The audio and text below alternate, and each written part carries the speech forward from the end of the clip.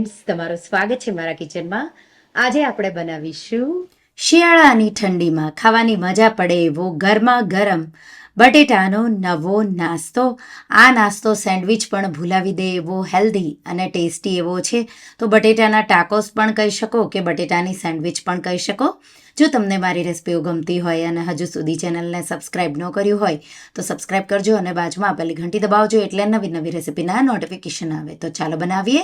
તો સૌથી પહેલાં આપણે લીલા ધાણાની ચટણી બનાવી લઈશું. ચટણી માટે મિક્સર જારમાં 2 ટેબલ સ્પૂન શિંગદાણા, 1 ટીસ્પૂન જેટલું જીરું, 3 થી 4 લીલા મરચાં કે તીખાશ તમને જોવે એ રીતે લીલા મરચાં લેવાના છે.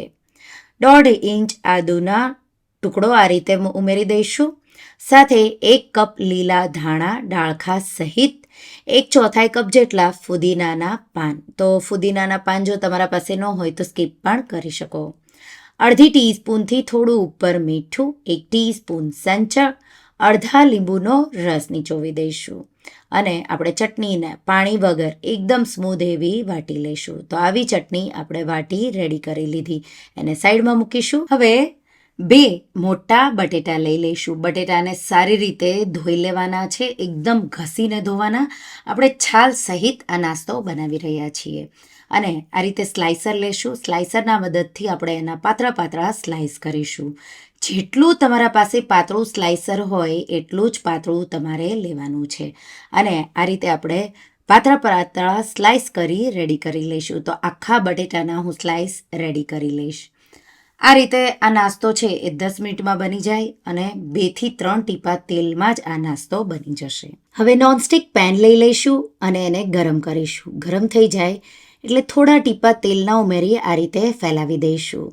ગરમ થઈ જાય એટલે આપણે જે બટેટાના સ્લાઇસ કર્યા છે એને ધોયા વગર, તો જેટલા તમને બટેટાના સ્લાઇસ જોવે એટલા જ તમારે સ્લાઇસ કરવાના છે અને પછી ગરમ નોનસ્ટિક તવા પર તમારે આ રીતે લેયર સ્લાઇસના કરવાના. તો આ રીતે 4, પછી તમારે થોડા ચીપકીને રહે તો ઉપર નીચે એના એજીસ આવે એ રીતે તમારે ચોરસ આ શેપ બનાવવાનો છે અને ઢાંકી તમારે 1 મિનિટ જેવું મીડિયમ ફ્લેમ પર એને થવા દેવાનું છે. 1 મિનિટ જેવું થશે રીતે બટેટાના સ્લાઇસ એકબીજા સાથે ચીપકી જશે અને 1 મિનિટમાં પાતળું લેયર હોવાથી કૂક પણ થઈ જશે. પાછા થોડા ટીપા તેલના આ રીતે છાંટી દઈશું, હલકું થોડું ક્રિસ્પી થવા દઈશું. બીજું મેં અડધી મિનિટ જેવું એને ક્રિસ્પી થવા દીધું અને હવે આપણે એને ફ્લિપ કરીશું. તો આ રીતે હળવા હાથે તમારે એની સાઈડ ચેન્જ કરવાની છે અને બીજી સાઈડ પણ તમારે એને 1 મિનિટ જેવું થવા દેવાનું છે. 1 મિનિટ પછી બીજી સાઈડથી પણ એકદમ પરફેક્ટ એવું કૂક થઈ ગયું. તો હવે તમારે ડાયરેક્ટ નીચે ઉતારીને પણ નાસ્તો બનાવી શકો અને આ રીતે જો તમારે નાસ્તો બનાવવો હોય તો ડાયરેક્ટ તવા પર પણ બનાવી શકો. તો આ રીતે બીજા બટેટાના સ્લાઇસ પણ મેં આ રીતે ગોઠવી દીધા. થોડું અમથું તેલ આ રીતે ઉપર છાંટીને જ આપણે એને ઢાંકી 1 થી 1.5 મિનિટ જેવું સ્લો ટુ મીડિયમ ફ્લેમ પર, તો એકદમ લો ફ્લેમ નહીં, મીડિયમ સાઈડ ફ્લેમ પર રાખી 1 મિનિટ જેવું થવા દેવાનું.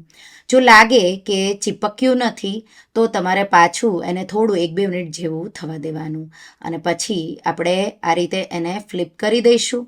અડધા ભાગમાં કે આ રીતે પૂરા ભાગમાં તમારે ચટણી લગાવી દેવાની છે.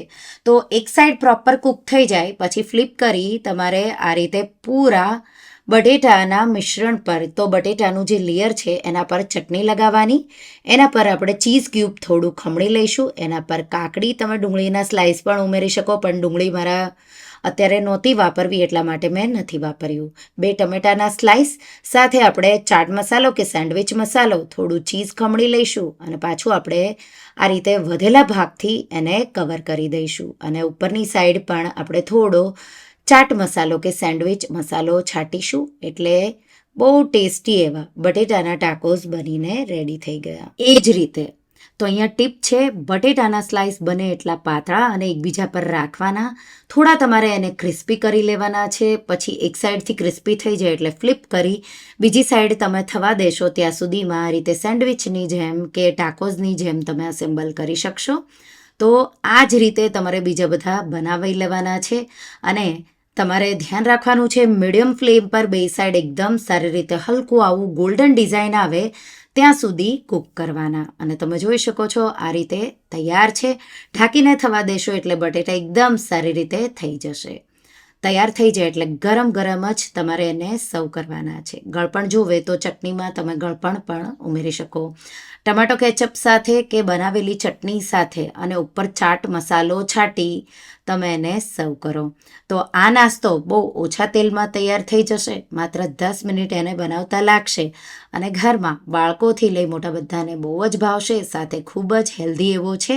તો જો તમે ક્યારે બટેટાનો આવો ટેસ્ટી નવો નાસ્તો કે બટેટાના ટાકોસ ઓવનમાં બને પણ મેં તવા પર બનાવ્યા છે, તો એકવાર આ રીતે તમે ટ્રાય કરજો અને મને કમેન્ટમાં કહેજો કે તમને આ રેસિપી કેવી લાગી. તો તમને આ રેસિપી કેવી લાગી મને કમેન્ટમાં જરૂરથી જણાવજો. અને જો રેસિપી ગમી હોય તો વિડીયોને લાઇક કરજો, શેર કરજો અને મારા ચેનલને સબસ્ક્રાઇબ કરજો. અને આવી જે નવી રેસિપીઓ માટે તમે બેલ આઇકોન બટનને પ્રેસ કરજો. Thank you for watching.